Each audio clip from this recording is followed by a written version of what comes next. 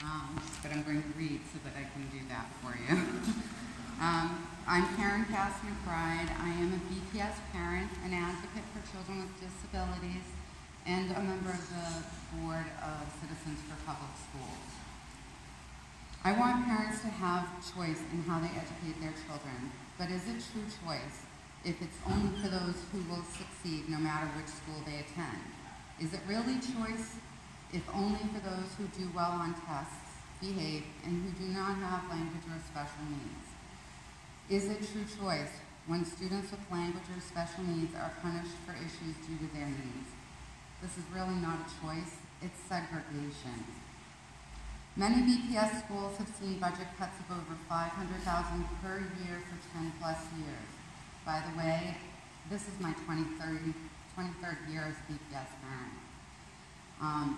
In 6 years, the Irving Middle School received over $3 million in cuts, while students with disabilities, ELL, and high needs populations increased. Many of them were pushed out by charter schools. The Irving has the highest number of students with disabilities in any school in Boston outside of the Chapter 766 school.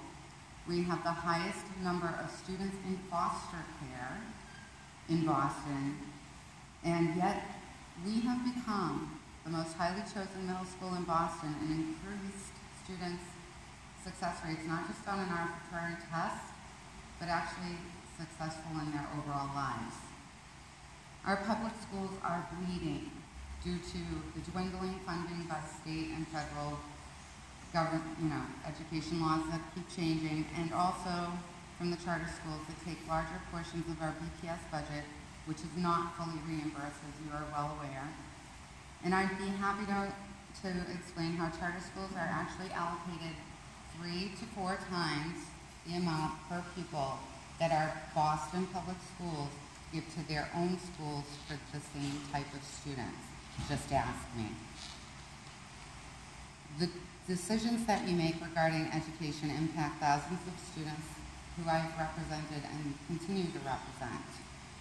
My daughters are students with special needs, have IEPs and high IQs, and all of these students are amazingly smart and have the ability to go far, but need a little help, which their schools do give them. I've seen many of these students not just get through and pass this arbitrary test, but truly flourish and become lifelong learners with strong voices who are now leaders in their communities. Are you willing to make a decision that could lead to these students being unable to progress because their schools can no longer sustain quality education programs? Are you willing to be the ones whose names we're going to be yelling to while you still allow charters to use the practice of not accepting or pushing out students with disabilities or language needs? I was told not to put in the application for my daughter when I said that she might have a special need before she was diagnosed. I will not say the name here. I will send it to you if you ask for it. Are you willing to allow these practices to just continue?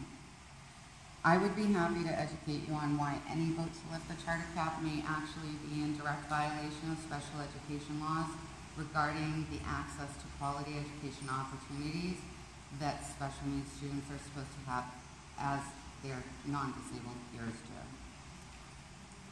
The conversation regarding lifting the cap is premature until we invest in our traditional public schools. Instead of draining the funds into charter schools which practice selective enrollment and push out of students, claim 100% of their students go on to college when they don't clarify that of the 9th graders that come in, very few graduate, and by the way, most of those are white students, not children of color. And they have no transparency regarding the money charter schools take in, whether public or private. Review of the foundation budget, attrition, graduation, suspension rates, and much more needs to be done to address equity and accountability issues before we even think about lifting the cap. I'm not asking you to eliminate charter schools that exist. I ask that we address issues we are well aware of, and you are all extremely aware of, even more than I am, regarding this education model. Last year, your colleagues, through the different legislation that came through promised to review all of these issues prior to considering lifting the cap. I'm asking all of you to keep that promise to the students and families that you made it to. I am also asking that you start focusing on true success for our traditional public schools. I urge you to vote to pass S295, S321, S326, H380, H467, 485, and 490, and I absolutely ask that you do not pass the governor's proposal or H385, H444, S327.